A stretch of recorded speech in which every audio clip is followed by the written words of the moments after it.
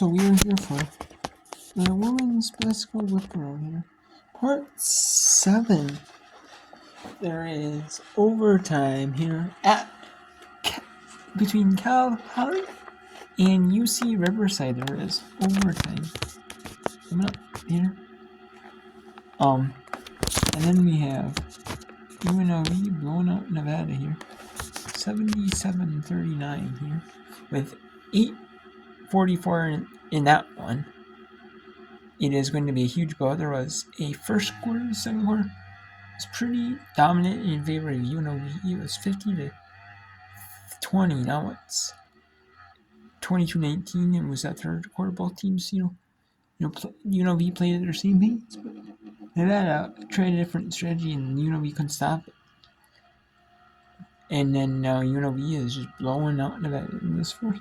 10-0 run ready with 8:06 still. So we'll head back to Poly at Riverside. But let's go to UNLV at Nevada for a little bit.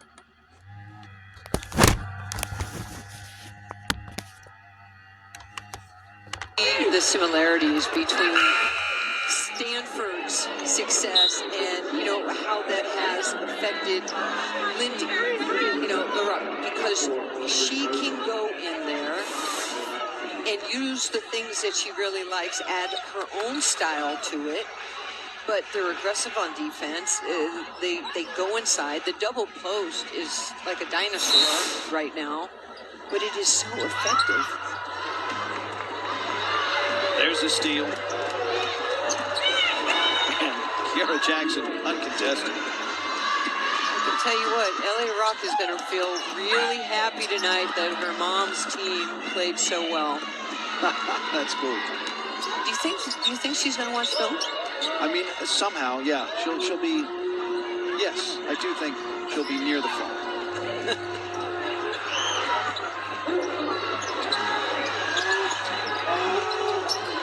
Force shot there, won't go.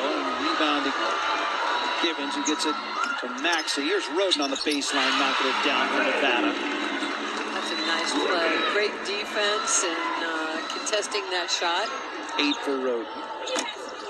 A quick release 3 from Obiajor. Short. We coaches are, in a good way, strange. Here's a beautiful play. Okay, so it's 7:24 to go up. It is 53-51. Riverside up over Poly.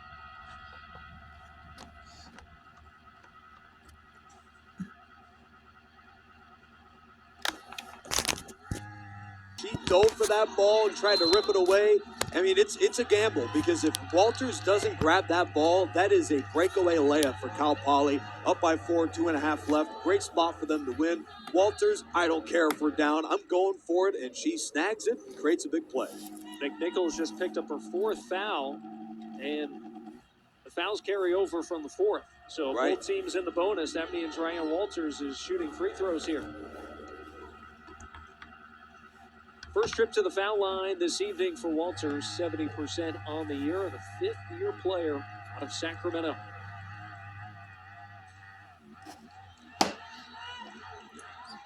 If anyone's comfortable playing Cal Poly, it's her, as a Gaucho a year ago, so she's more than comfortable. That's the matchup of matchups, UCSB and Cal Poly. Missed them both, and the rebound for Ackerman. Now that's the game right there. Look at that bottom ticker. Points on the board. They're leaving it here in the gym tonight. Islanders just 5 of 12 at the line. Loose handle. Webster poked it free. Bryant's got it, moving forward. Looking at the basket and lofts it up and in. We're tied with 2 to play.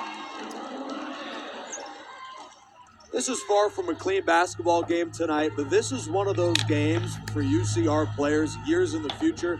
They're going to remember this game. This took everything for them to come back to force overtime. It hasn't looked pretty even in overtime, but the Highlanders are just finding a way in a spot here to get the ball back. And now the question, will that memory be a loss or a win? 5 to shoot.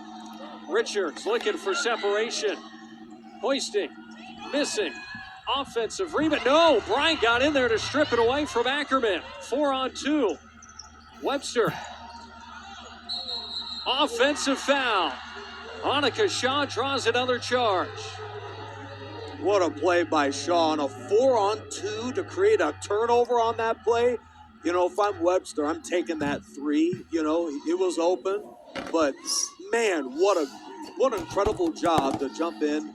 Now, she was moving, so, you know, it could have went either way. But an incredible job to make up the ground on that one. We stay level at 57. 1:05 to go. Each team gifted a timeout here in overtime, so Cal Poly does have one. And UC Riverside now with 2.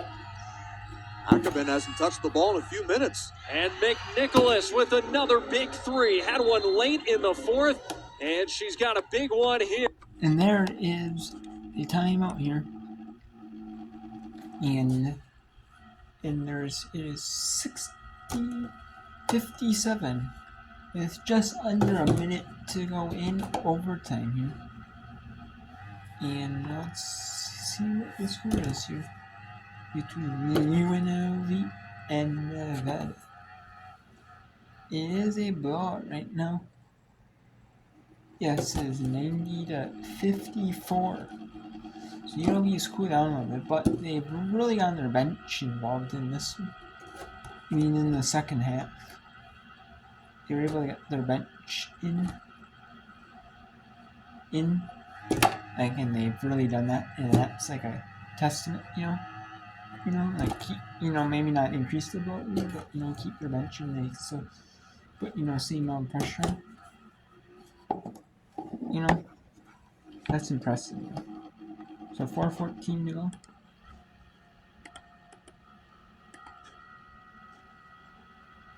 Yeah, it's under 4 to go now. It's 90-56. So it's 51.7 in overtime between Cal Poly and UC Riverside. And if Cal Poly and UC Riverside goes into double overtime, and UNLV and Nevada is done, then there'll be no more whip around. Unless this game has just a little bit left to go in overtime. So, if you have ESPN Plus, tune in to ESPN Plus for the remainder of this game. Or if this game is being on the radio, being called on the radio, either on Cal Poly or UC Riverside, and check it out as well. Listen to radio broadcasts from ESPN Plus. But most people do have ESPN Plus for sports, for one sport or another, whether it's they're a football fan, or they're a basketball fan, or they're this sport fan. They have ESPN Plus for one thing or another because it's so cheap, And people are like, well, I can justify paying this just for this sport specific one alone. But if you use multiple sports, you can really get the value of it. The value. Especially for college sports. You really use it for that. Anymore, considering your schedule and your record. Marshall, foul, count it! Jordan Marshall, a chance to tie this game up once again at the foul line. You can throw the numbers out. She's a 2.5 point per game scorer, and many would say late in overtime, what are you doing taking the ball like that against their best defender? And she takes it right to the chest, and my goodness, what a play. Converts it the old-fashioned way to tie it at 60. Jordan Marshall has played 30 minutes off the bench tonight. Now 9 points, all of them huge, including those 2 free throws late in regulation. Cal Poly with an 8-second difference between shot and game clock.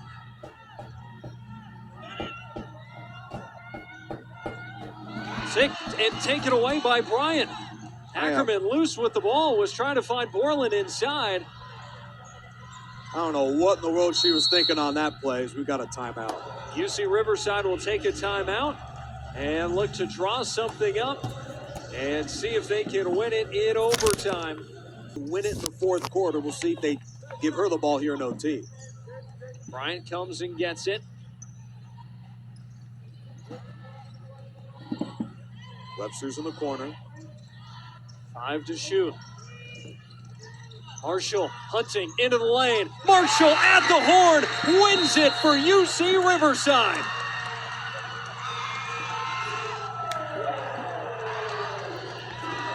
What a win for the UC Riverside Highlanders! What a win! As they win it on a buzzer beater layup. 62-60 in overtime over the Cal Poly Mustangs. And it was well off. And with just enough time, left, it follows through with no time remaining. And that is it. The Highlanders improved to 11-6. 16-11 overall. And Cal Poly falls to 10-6. 14-11 overall. So man, this was a big game, as Riverside has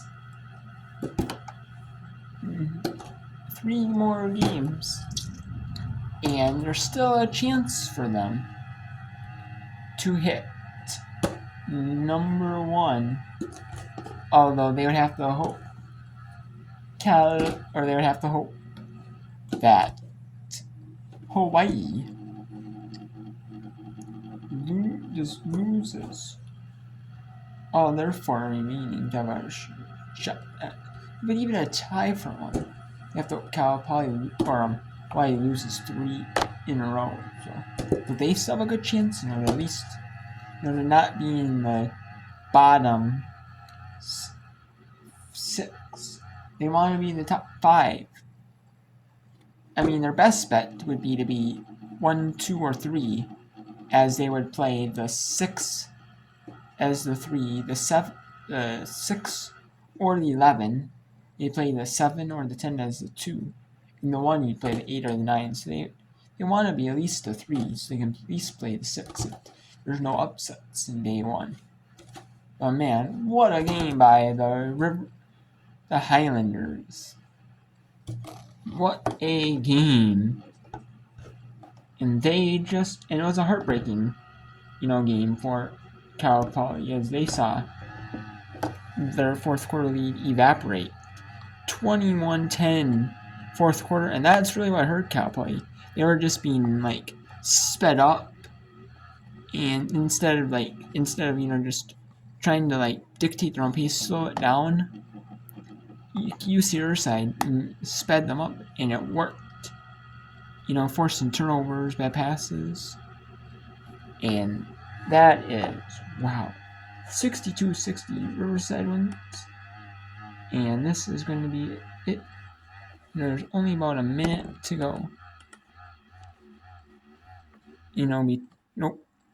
There's about 18 seconds here between UNLV at Nevada. UNLV is going to improve to 24-2, 14-1 overall, while Nevada is going to fall to 14-14 overall, 8-7 in conference. So, and UNLV might be in the top 25 again. Princeton there's 3 mid-majors battling out for the 25th spot in the AP poll. They were UNLV, Princeton, and Fairfield. Well, Green Bay was for a little bit too, but I don't think Green Bay is in that spot right now.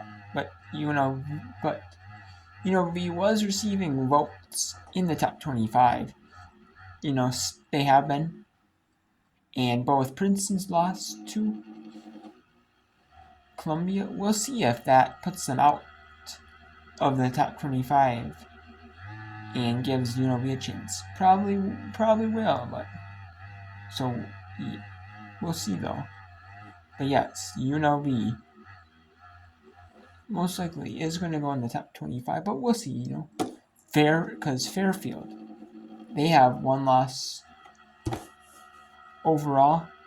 They have played some Power 5s just like UNLV did. UNLV has. And that they could schedule, UNLV could schedule some Power 5s. And UNLV actually has a big win over Oklahoma, who are ranked. They had Arizona's not the best Power 5, but they're okay. Their only big loss is Seton Hall. And they lost to New Mexico by 3, but they had a big loss to Seton Hall. They beat Oklahoma on the road 92-76 in non-conference, so that was a huge one. So that was a big one.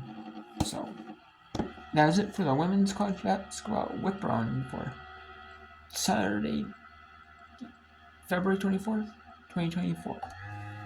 There's 8 days, including tomorrow's 8 days of games before conference tournaments start. Some conferences will end on the 1st, the Sun Belt. Some will end on the 2nd of March, and then there will be some that end on the 3rd of March, the Sunday. However, there will be some that end throughout the week, like the 4th, March 4th, 5th, 6th, 7th, and the 9th. I don't think any will end on there was no regular season games on the 8th, as it's just conference tournaments. But the 9th is the last day of games for some regular season. Some conferences that start games on the some conferences start games on the like the 3rd, like the 4th or 5th, and then all the way through. And some start it just depends. Some will start midweek and end midweek. Midweek to midweek. Some will, so we'll see, and then some have Saturday or Sunday end dates. A lot of them will end on Sunday. Some will just end midweek because they get that ESPN TV time. They'll say or they'll have off days, so they get that ESPN TV time because they're hey, will you play this day at this specific time? We'll give you a time slot on one of the ESPN networks, and they'll take it, obviously because it's a lot more exposure than in person, You know what I mean? For some of these smaller conferences, it is, especially playing at that time. So And we have tomorrow on the 25th is at noon Eastern. These are times in Central, but noon Eastern. We have Tennessee at number 13 LSU at Tennessee on ESPN. ACC has number 19 Renee Boston College. Virginia at number 20 Louisville on the CW network. They used to say CW network, but now they don't. FS1 has Illinois Iowa. There's some full hoops. Hampton at 1 Eastern. Illinois Iowa is 1 Eastern FS1. But at full hoops, there are some CAAs. Hampton, William Mary, UNC Linton Drexel. SC Network has Florida, Georgia. Maryland and Ohio State on Big Ten Network at 2 Eastern. North Carolina, Virginia Tech. That is on ACC Network. And College Game Day is going to be there. Do an hour-long show there for that big, huge contest between North Carolina and Virginia Tech. It's a shame it's on ACC Network, but it might be because men's basketball is on ESPN. I'm guessing tomorrow there's going to be a big men's game on. Probably, I'm assuming.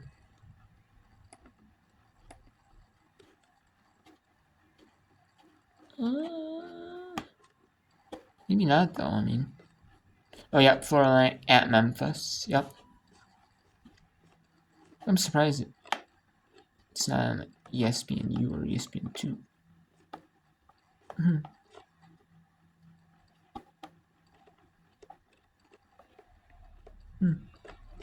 I'm surprised, but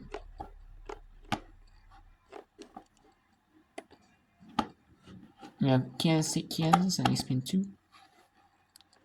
There's some more big games. Trust them out to the big game of hoops and see it too soon. We have a couple AC Network extra games. Pittsburgh and Wake Forest. At Syracuse, Wake Forest at Georgia Tech, obviously, but two teams feature bounce games. Miami at Clemson. At 3 Eastern, we have SC Network as undefeated South Carolina at Kentucky. We have Pac-12 Network has a big game. 2 ranked teams at 3 Eastern. Noon Pacific. Number 18, Utah. Number 7, USC. And then we have a big one in the MVC. Northern Iowa trying to get to 500 overall and, possibly earn a shot as a mid-major in the WNIT. We'll see, though. They are taking on Drake, though, who are really one of the best mid-majors in the country. We have some A10 and American games. And then we have Big Ten Arc at 4 Eastern is Purdue at Wisconsin. 5 Eastern SC Arc has Mississippi State, Alabama. And then we have NC State number 6 taking on Duke. And at 6 Eastern at SNY. And might be simulcast on hoops as well. I'm not sure. For people who don't get SNY. Or don't have this super sports package. Because I know local, if you get your local sports networks included for food with your basic package, but you have the sports package, you get all the sports networks. Most people don't, so it might be simulcast on hoops, who knows. But Stony Brook gets the win over Northeastern. Northeastern had to forfeit their game. Over Stony Brook due to lack of players, due to injury or illness.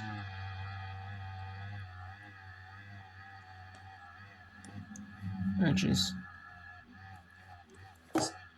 is always disappointing when the team has to forfeit games, no matter what the reason is.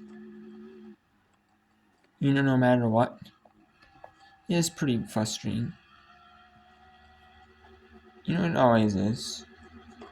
But so they play NCAA on Friday. They'll see if they can be healthy enough to play that one on Friday. And then they'll play on Sunday the 3rd against Hampton. The 7th against at William & Mary. And the 9th at Townsend. Which, for the second week, for last week it is Thursday and Saturday. Some conferences, like the MEAC, the SWAC. A lot of conferences play Wednesdays and Saturdays or Thursdays and Saturdays, so it doesn't impact them. But the conferences that play the SWAC, or they play in the MEAC, they play Mondays and Saturdays. They play Saturday, then they play Monday, 2-day turnover. They do that, and then instead they do Thursday and Saturday, the final week of the season, final 2 games of the season. Same with teams that play, possibly playing on Sunday, if they were to play, and then if they play Sunday, and their conference tournament, starts between the 4th and the 10th, then they'll play on Sunday. Otherwise, if their conference tournament starts between the 11th to the 18th, then they'll 11th to the 11th to the 17th. Yeah, the 11th to the 17th. No, it's the 11th to the 18th. Yeah, after conference tournaments, between.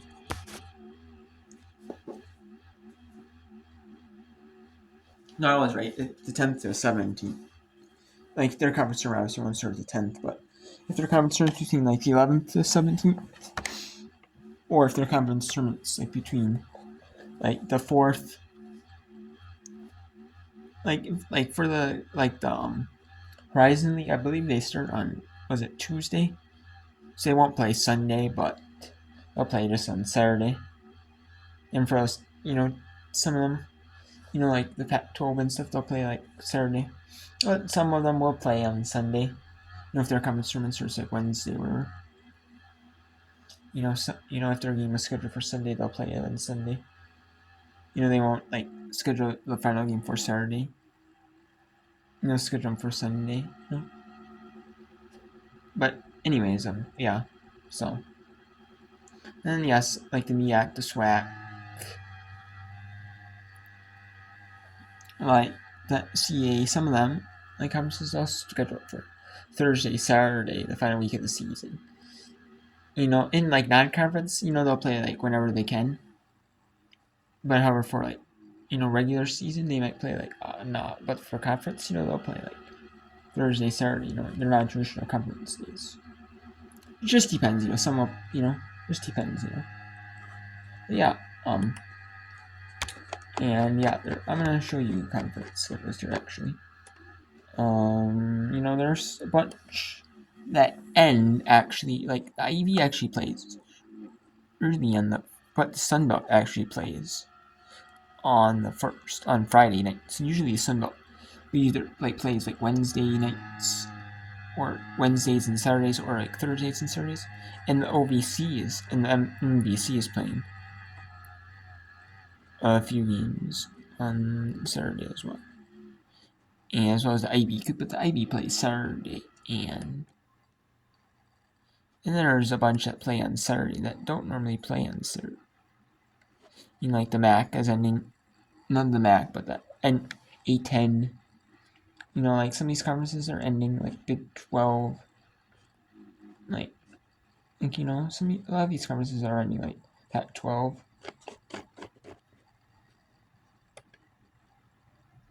And like a bunch of the power conferences are ending on Saturday. On Sunday too, like the Big 10, the SEC, the Big 12, ACC. And then the American isn't ending, but the Big East. So they're just playing on their normal times, like TB's time, like for TBU or whatever. Or if they're originally scheduled to play on Sunday, they'll play. If they're scheduled for Sunday, they'll play on Sunday. And then we have the SWAT MEAC. And we do have the Big Sky on the 4th. Usually they don't play Monday, but they're ending their season on that day. And then we got the American ending their season on the ending their season, and so are the Mountain West. Mountain West usually play on Wednesdays as well. But they're ending their season a day earlier.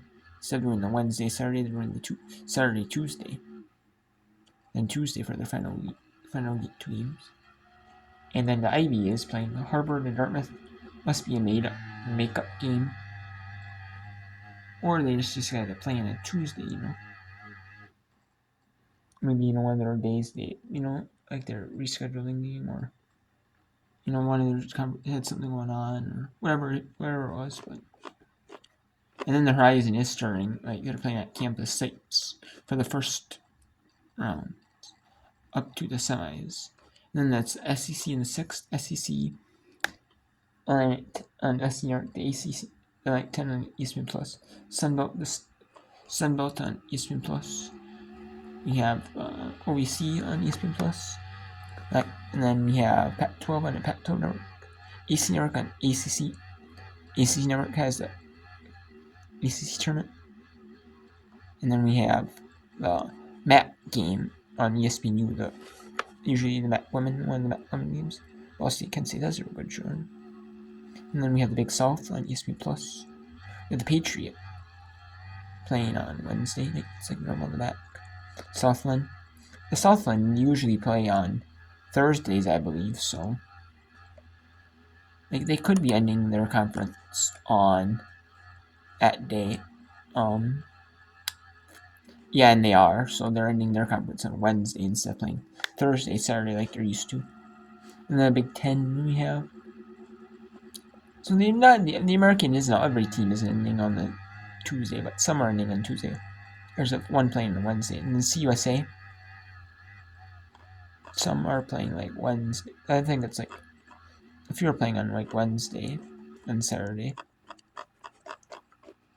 Okay, and then we have on the 7th here, SoCon starting up thick, and more like 10, 8, you know, and then I'm just talking about companies that are starting. Like the SoCon is playing on Thursday, the SoCon women, and then we have West Coast Conference is starting.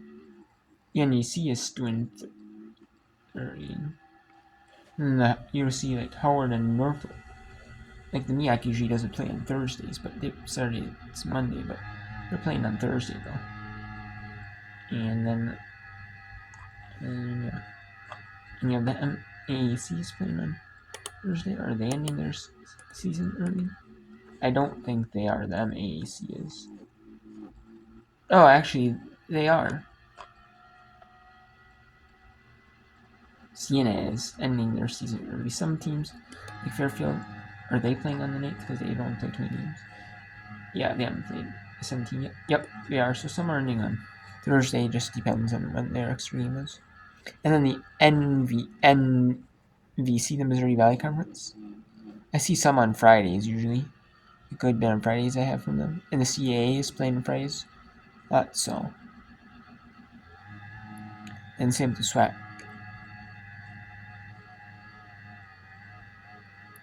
Then we have the Horizon League quarters. And we just have the MAC, MAAC, and the CUSA, the WAC. And we have the Big 12 first round as well on there. We have the Big 12 first round on the 7th. We have the ASUN first round at Campus 8. The America East first round is or America East quarters are at Campus 8. America East all tournaments at Campus 8. We have the Big East is starting up.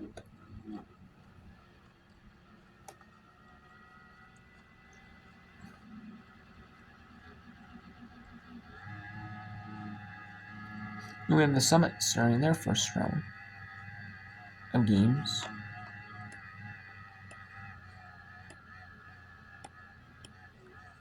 On the 8th. And then the 9th is Patriot League is playing at Campus 8's the first round. Maybe the ASUN isn't playing Campus 8's for their first round. Maybe not.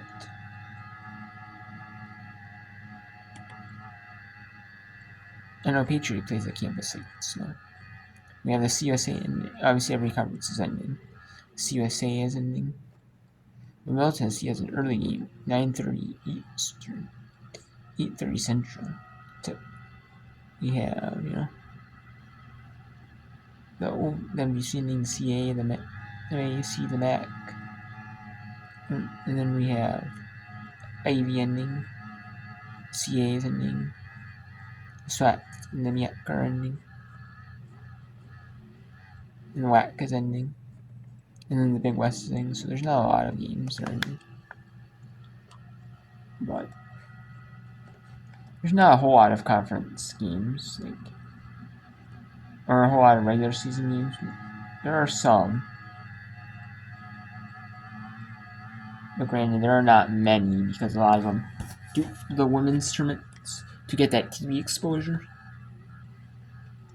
or if they play at the same site for the men's and the women's, the women have to start earlier than the men's, or what some do it where the women, and the men play both, one day, and the men will play the next, or vice versa, or they'll play like half one day, half the women's, 2 women's games and 2 men's, or men's and a woman, or something like that, Then we have the SoCon final on 10th, ESPNU, and the OVC final is the first one, the 9th on ESPN Plus.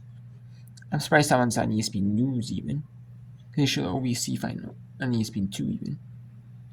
And the OVC semis on ESPNU, but to the men. But you have ESPNU has SoCon final at noon Eastern. CBS has the Big Ten tournament final, which CBS does not air Big Ten women's games. They have not aired a single Big Ten women's game this year, either on CBS or CBS Sports Network. But their one game is the Big Ten tournament final.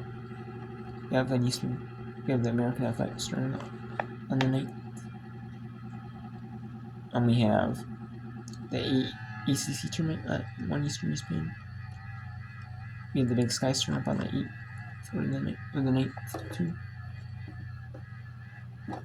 And we have the FS1 has the Big East semis. SEC tournament at 3 Eastern. Final. ESPN 2 is at 10 final and ESPN Plus as well. At 4 Eastern. 5 Eastern is the Pac-12 tournament final. And West Eastern on the 10th. We have the Big South final at 6 Eastern ESPN 2.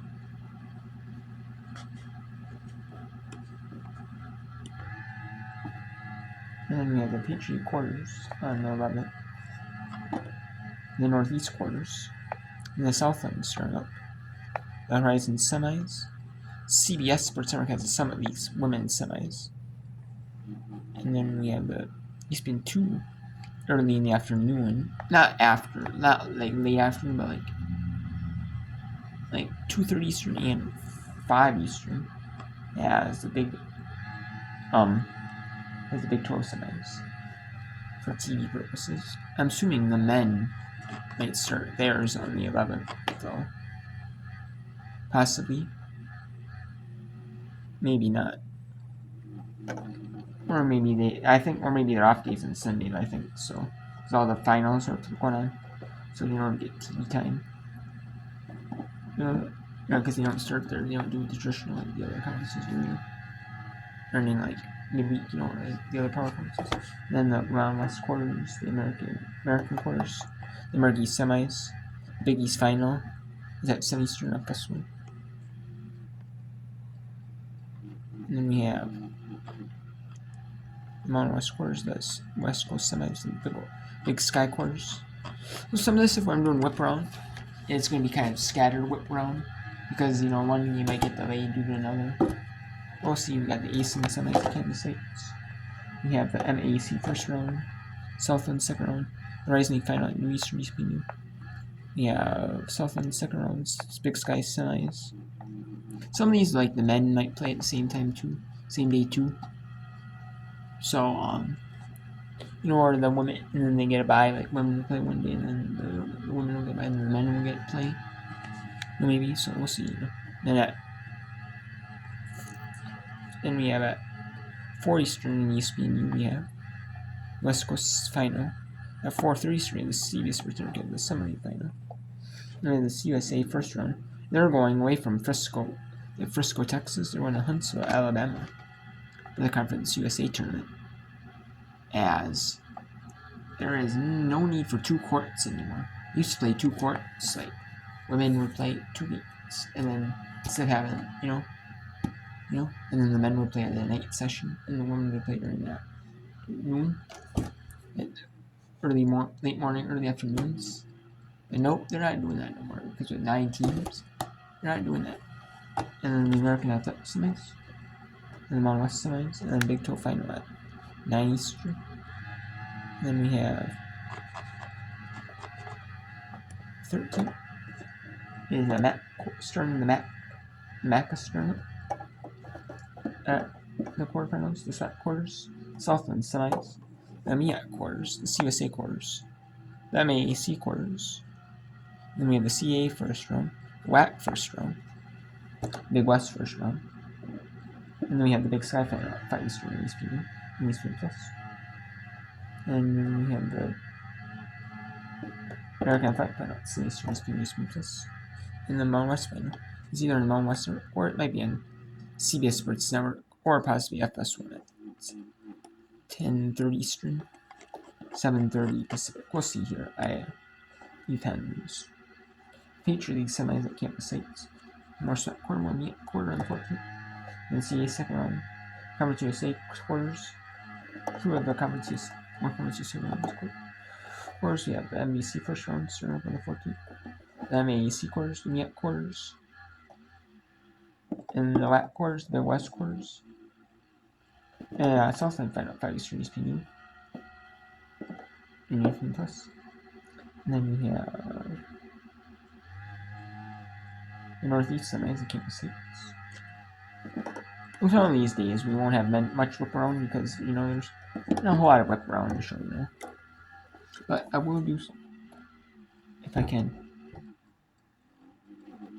We have the 15th, we have the Matt Smith's bringing and the Matt men are playing on TV on TV Sports Network, probably, or ESPN 2. Maybe we'll see. We'll see. Maybe ESPN even later at night, or maybe TV Sports Network. Yeah, the MAC semis, the Metrolinx of that covered semis, ESPN Plus. We have semis, MET semis, CA quarters, WBC quarters, and WAC semis, we have the Big West semis, and we have the Ivy League semis, the American East final at 5 Eastern, ESPN Plus, and more Conference USA semis. And then, yep. And then there are a few, throughout the week, midweek, like you show here. Like I've been showing here. Mainly for TV purposes, they're midweek. A lot of them are in the 10th.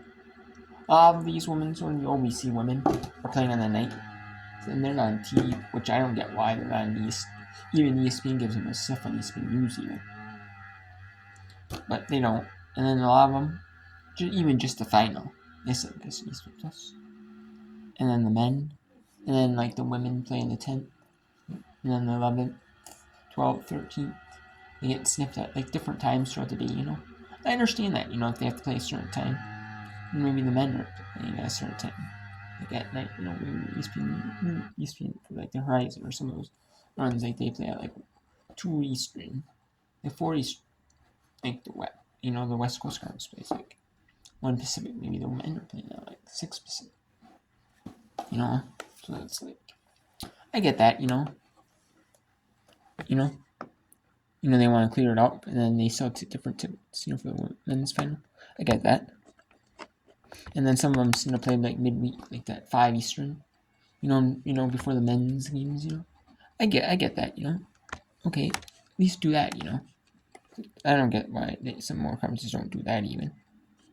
And they have the Eastern final on the 16th and then an Eastern Plus MAT final at 11 a.m. Eastern, WAC final is at 1:30 Eastern in ESPN Plus. We have the CA semis, and then we have the NBC semis. The Big West final at 3 Eastern, ESPN Plus.